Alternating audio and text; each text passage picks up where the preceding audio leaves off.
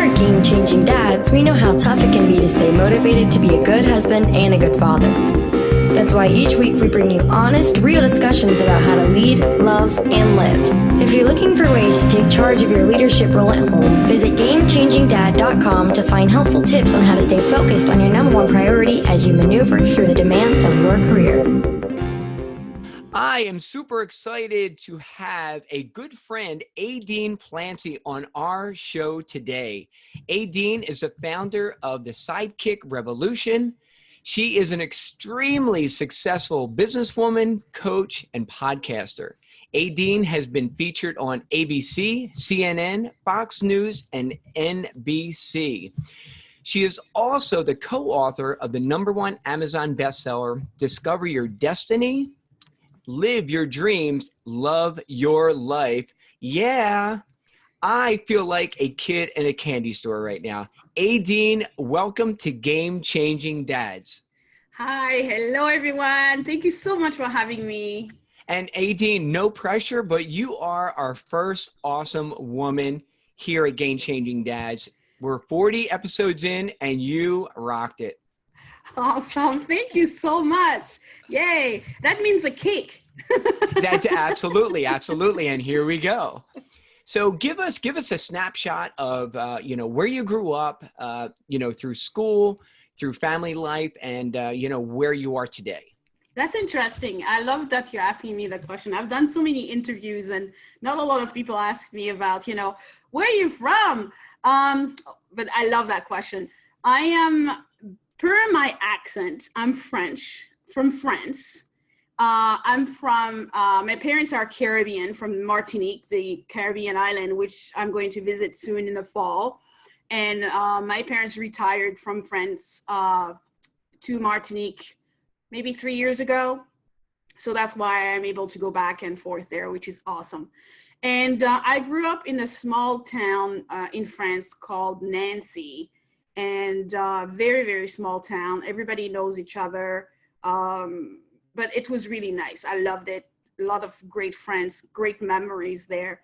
And I moved to Canada about over 20 years ago and looking for a new adventure, looking for new opportunities and travel as well, because with my parents, we used to travel a lot and I always had the bug to travel. And then Canada was one of the first place for me to look into because I had some friends here. I worked as a nanny actually for a couple of years and I loved it. It was really fun. It was interesting. And my goal was to only stay here in Canada for 3 years, just to travel around. I lived in Vancouver, Toronto, different parts, and I traveled all over the place as well. And but after 3 years, I met my husband. And I bought my plane ticket to go back home. And then Cupid came around. And I'm like, whoa, wait a second. This is not happening. I'm supposed to be going back home, right? So anyway, and then that was history. So I stayed here in Toronto, Canada, where, I've been until now. Yeah. Awesome. I love the Cupid reference. I have not heard the Cupid reference in a long time. So getting into your success, so let's back up a little bit to corporate America. All right, you are a very successful business owner right now, but talk about your, if you want to call them scars, and we were talking before the show and you brought that word up several times, but talk about corporate America, what you were trying to achieve and where, and what happened. Well, in corporate America, I always wanted to be better. I always wanted to create a better or get promoted to the next level always. So I worked in different capacity, a lot I worked in the Canadian Broadcasting Corporation for a few years. And I worked in the financial industry for a few years, but I was always taking courses and to become a project manager, IT project manager, taking courses at night and over the weekend and so on. So it was great to be able to do that and to learn how to, position yourself to get the promotion that you want, right, to the next level, and work hard and put on the time. And also there is this mentality in the corporate world is that, you know, if you put in the time, you'll get rewarded. And after a while, you know, you realize it's not really the case. It's not often the case. The case is that when you get the position, you can be there for a few years with the expectation of growing and getting the promotion that you want and you think you deserve.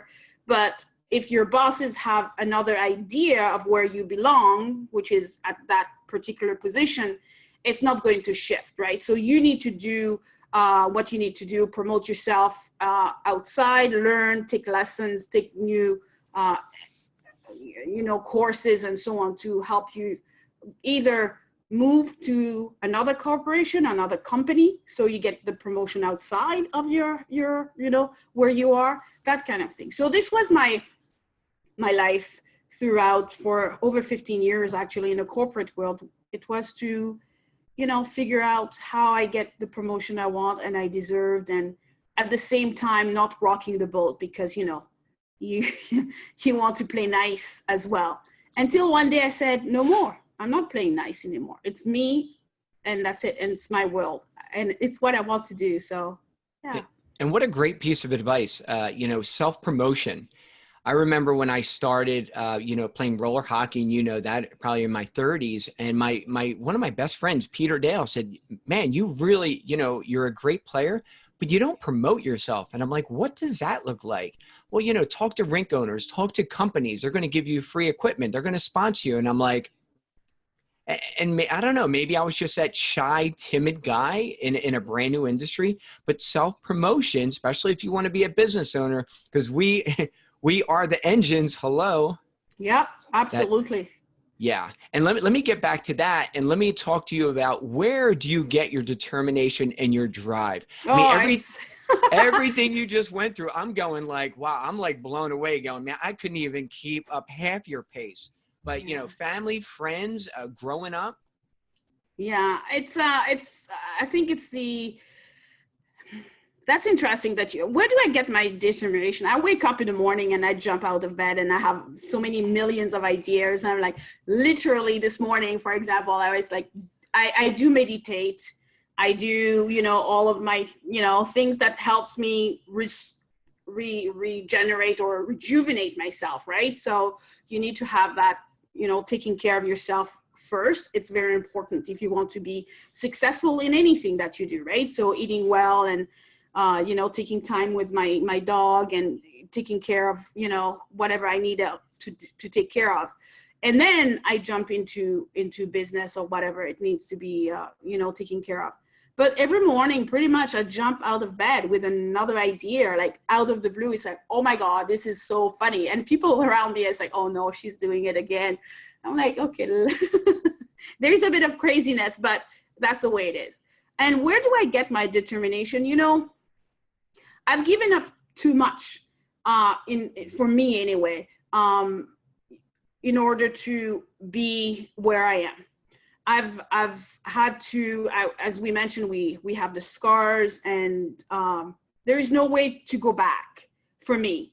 I burned the bridges, right? So I decided this was my path to grow my businesses and to be successful, and of course, helping other people. And there is no looking back. So I think that's where it gets me. And I think it's also my path from the higher divine God, whoever you call it. That's why I'm here. And it's easy for me. It's like play. Awesome. I love it. And I come from a, kind of, I don't want to say poverty stricken, but, and I remember seeing the nice houses and, friends that had like newer cars, and watching my parents, like, pray that the car is going to start, and just to have that opportunity. And I'm the same way. And, I drive my wife absolutely batty, but up early, I mean, just things are ringing. And then all of a sudden I have kids thrown into my mix. And I mean, but it's amazing. So, let's say if you have a client that comes to you, but, doesn't have that jump out of bed, that determination. I mean, do you say, hey, you need to make maybe go find a job and Oh, become? absolutely. Absolutely. Awesome. This is one of the things that, as an entrepreneur, we think that, you need to take on every client no, absolutely not. You need to make sure that the client that you're taking on have the right mental attitude, the right determination. When I decided to start my own business with Thrive Marketing, and out of the corporation, because I was, told that I was not going to get an increase in salary or a new title after being offered to manage a multi-million-dollar IT project. But because I was the nice person to, I was good enough to do the project, but not to be promoted or not to get the money for it. And that's what I called my dance. My dance cards were full. I danced enough. I gave you all the dances, and it was my turn. So I called that moment was my 911. It was either you do it or you shut up.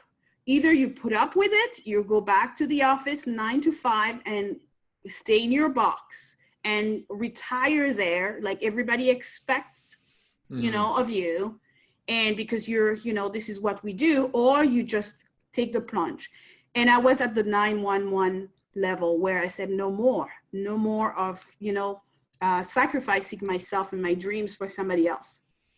Wow. And the clients that I have, they need to be at that edge. Yep. Otherwise, there's no fire to fuel you to one day, every day it's going to be difficult. Every day it's going to be difficult to move and to create, and you have to deal with staff and employees and, firing people and clients that are difficult. If you do not have that fire already, you won't be able to go through it, you see? Absolutely.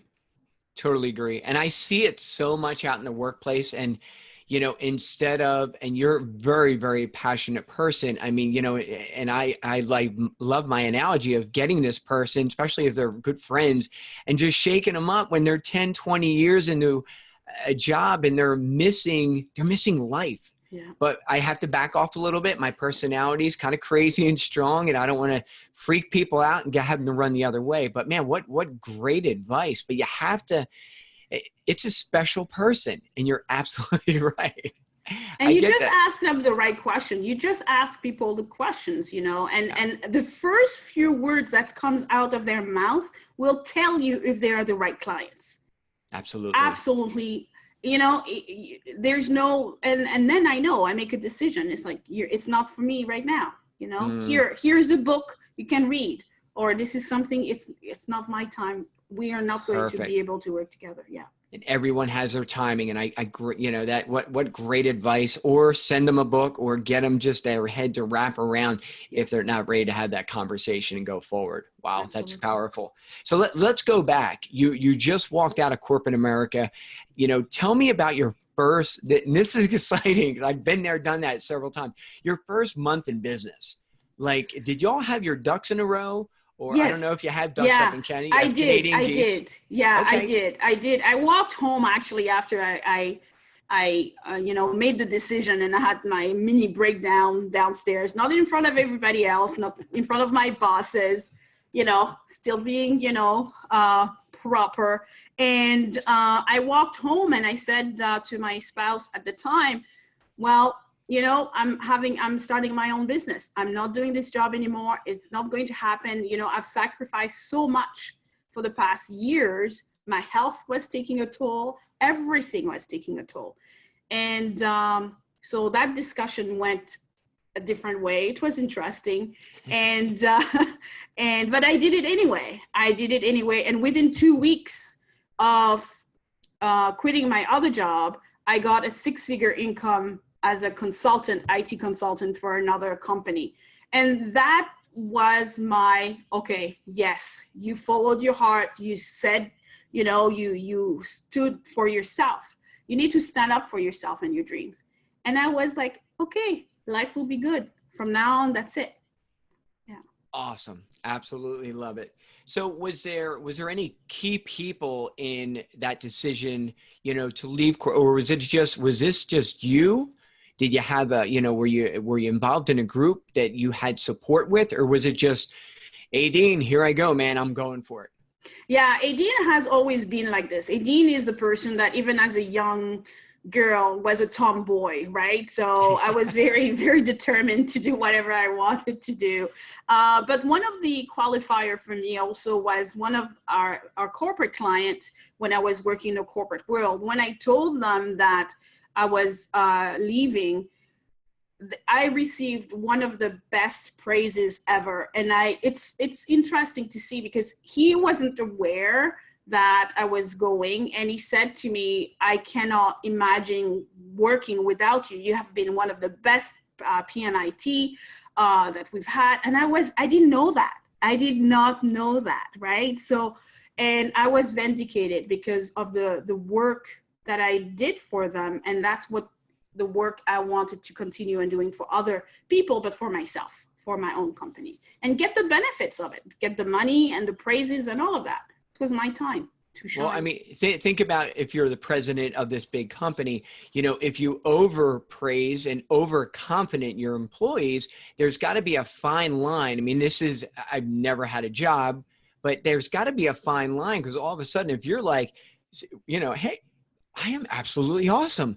Like this, why am I here? Yeah. So there's probably a fine line where, I especially with my kids, I teach people, I teach my kids to, just, look for people's, just talents and tell them that they're very talented, or they're, how they dress, and just to, communicate to someone. But like I said, I think corporate America holds that back because we don't want you going anywhere. We love you here. You're okay. Yeah. Yeah. And I think that's one of the fault there, because if I knew that, if I felt valued, if I felt, be it either by being promoted or being recognized, even recognized in public for the work that you've done, you know what I mean? And it was a great lesson for me. And that exactly what you're saying, how I'm praising the group, the team, my team that I'm working with all the time. And it's amazing how to see them flourish and do everything for you. It's amazing. Like, they are on board with your mission. They protect you. They have new ideas that work or doesn't work, but they are free of being themselves. They are in their sweet spot. And those are the people that I want to work with. And those are the people I want to elevate. Yeah, absolutely.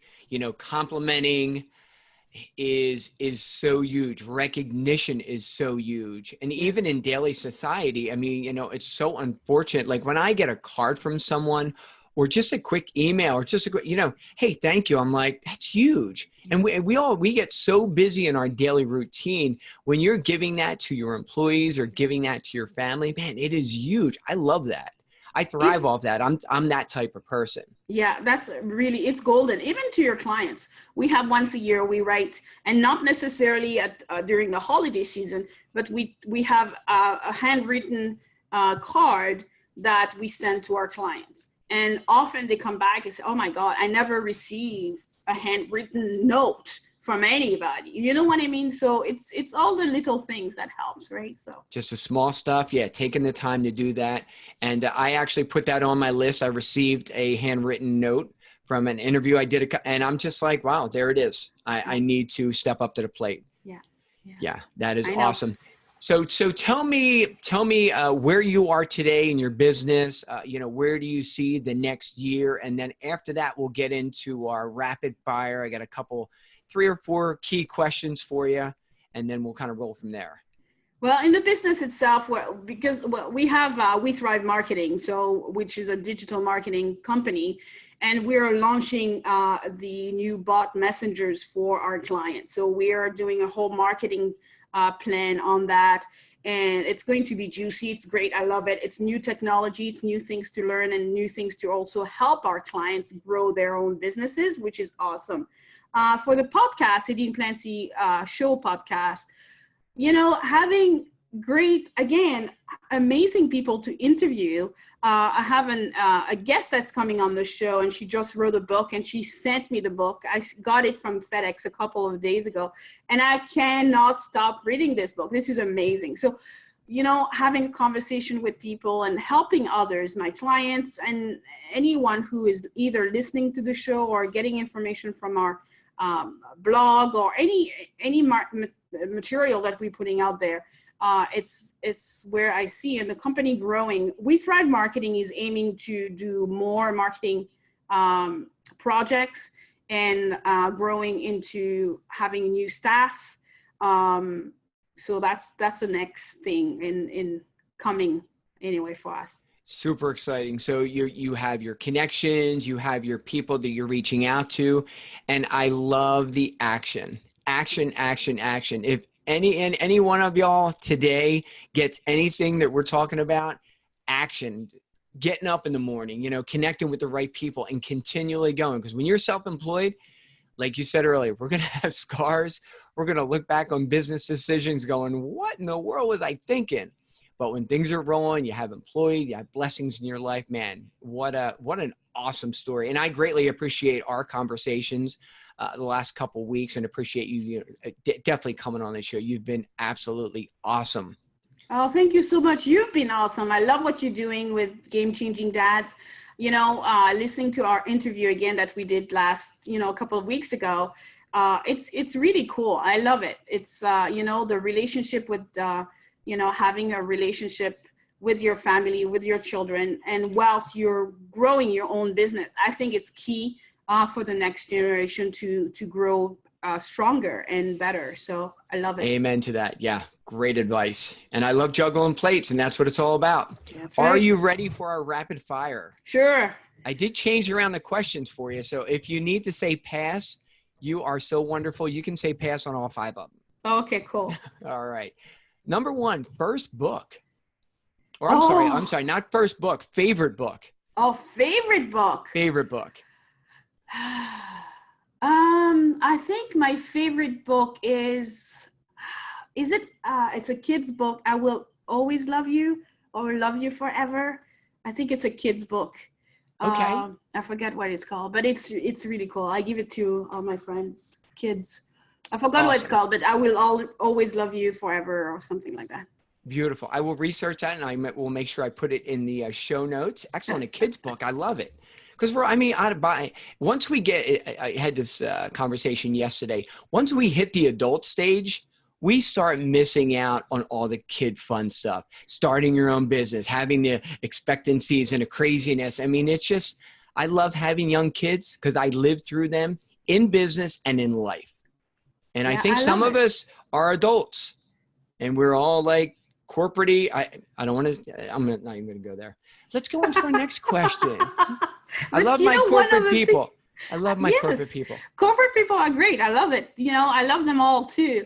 And, but coming to the kids book, I have a collection of kids books, and I just pick one up and read the stories for myself or for my dog. I love them. Why not? Absolutely. When we do, we'll do our Bible studies, and I can really relate to the kids stories. Mm-hmm. And the devotionals. I mean, that's why I'm in kids ministry. Go figure. Yes. I'm a 50-year-old kid, and keep doing it. We're children of God, not adults of God. Remember that. That's right. Yes. Exactly. I haven't read that in the Bible yet, so I know people are out there looking for it. All right. Second question. Favorite quote. Oh, my favorite quote.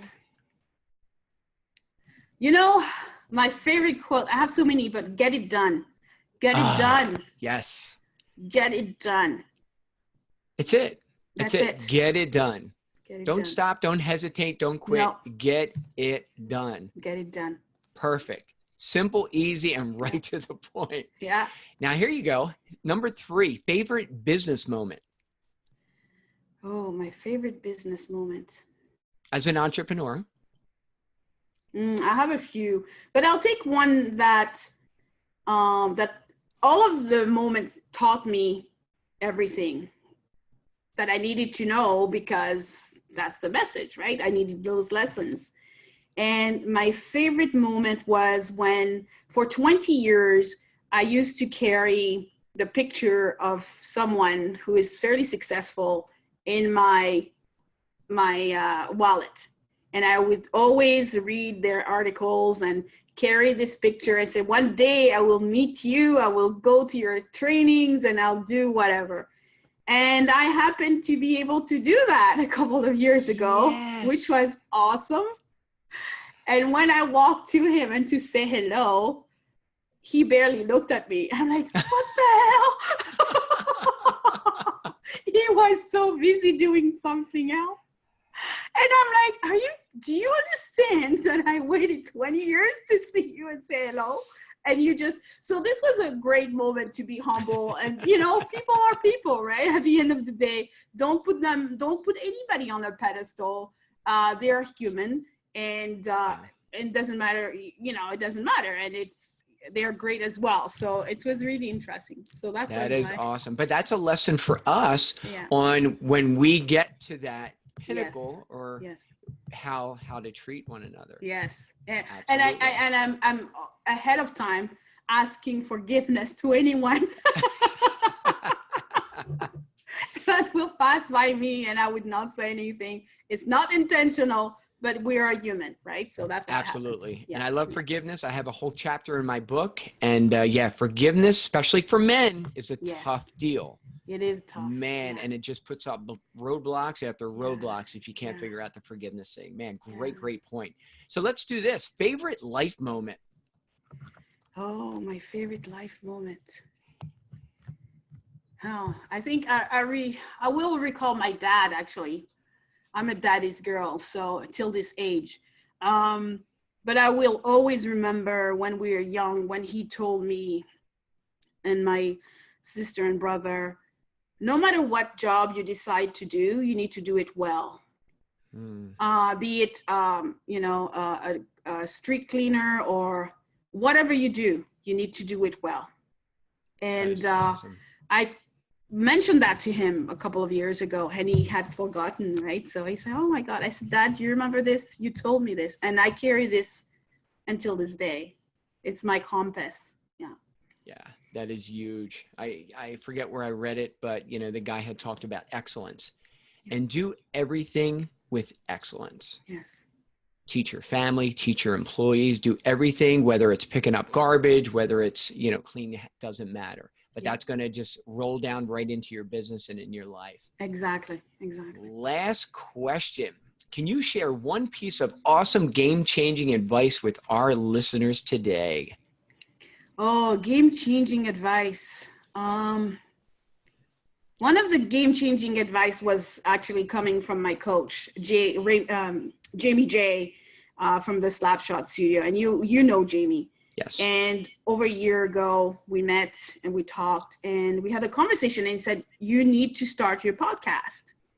And I'm so busy with everything else, but I reached out to him. He coached me, and it was one of the best thing ever. So kudos and thank you, Jamie. Yeah.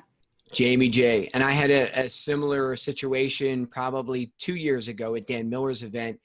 Cliff Ravenscraft went up, just a great guy, and had a 2-minute discussion. He asked me 2 questions because I was thinking about this podcast thing. And he's like, dude, you are so passionate about this game-changing dad thing. He's like, just do it. I'm telling you, do it. Figure a way how to pull it off. But that is awesome. Yeah. That is awesome. Yeah, we need to get out there and just share ideas. Oh, yeah. We need to help all these folks. Yeah, absolutely. And we always say, right, if we can only help one person, which we have, your job is done. That's it. That's good. Yeah. That is good. Edyne, you are a complete, awesome, wonderful, absolutely great person. And I totally appreciate you being on the show.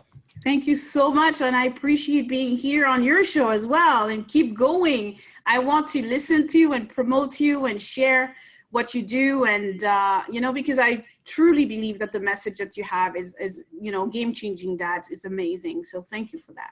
Awesome, Edyne. And all our listeners out there, we thank you so much for joining us. And we are going to end on that awesome note. We will see you next Tuesday at the same time. Have a great week and God bless.